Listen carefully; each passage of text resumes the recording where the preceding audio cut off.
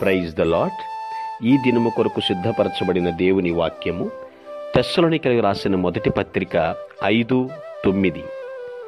ఎందుకనగా మన ప్రభువైన యేసుక్రీస్తు ద్వారా రక్షణ పొందుటకే దేవుడు మనలను నియమించెను గాని ఉగ్రత పాలగుటకు నియమింపలేదు.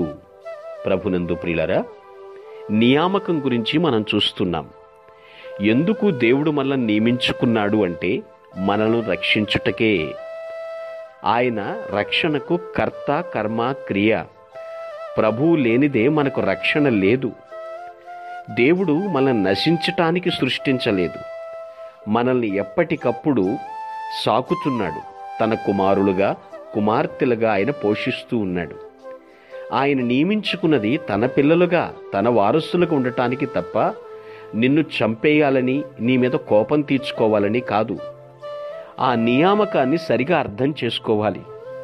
నీవు సరిగా ప్రార్థించుకున్నా, దేవుని సన్నిధికి రాకున్నా, దేవుణ్ణి తలవకున్నా నిన్ను ఆయన మరువలేదు కదా, నీ చెయ్యి ఆయన విడువలేదు కదా. ఆయన రక్షణ పొందుటకే, దినదినము అనుదినము రక్షింపబడుటకే దేవుడు మనల్ని నియమించాడు తప్ప తన కోపంతో పాటు నాశనమవ్వాలని కాదు. ఈ రెండు వ్యతిరేకమైనటువంటి పదాలు. రక్షణ వేరు, ఉగ్రత వేరు.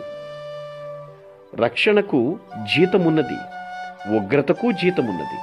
అయితే దేవుడు పాపము నుండి విడిపించితే అది రక్షణ, పాపమునకు ప్రతిఫలమిస్తే అది ఉగ్రత. మనము విడిపించబడ్డాము, విడిపించబడిన వారము. దుర్మార్గంగా జీవిస్తున్న కొందరి ఉద్దేశించి దేవుడు మాట్లాడుతున్నాడు. కొందరు రక్షింపబడిన వారు కూడా ఉగ్రత పాలయ్యే వారి కన్నా అధోగతిలో జీవిస్తున్నారు. ఎంత దౌర్భాగ్యకరమైన విషయం, ఎంతో దుఃఖకరమైన విషయం కదా. దేవుడు మనల్ని ఎందుకు నియమించాడో దాన్ని తెలుసుకోకుండా మనం జీవించకూడదు. ఎప్పటికప్పుడు ఆయన యొక్క వాక్యానుసారంగా మన నడతను దిద్దుకోవాలి. ప్రభువా, నేను రక్షింపబడిన వ్యక్తిని, నీ రక్తము ద్వారా నన్ను కొన్నావు, నేను నీ దృష్టిలో అతి విలువైనటువంటి వారిని అని మనం ఆయన సన్నిధిలో మనము ఎప్పటికప్పుడు సరిచేసుకోవాలి. దీనినే అనుదిన రక్షణ అంటూ ఉంటారు. ప్రభునందు ప్రియులారా, ఏం ఆలోచిస్తున్నాం? నేను బాగున్నాను అని సర్దిపుచ్చుకుంటున్నామా? అబ్బా, వారికన్నా నేనే బెటర్ అని మనము సముదాయించుకుంటున్నామా? ఇది మంచి పద్ధతి కాదు. ఉగ్రత పాలవటానికి దేవుడు మనల్ని నియమించలేదు. మనం రక్షింపబడటానికే. మన ద్వారా అనేకులు ప్రభువు ద్వారా రక్షింపబడాలి.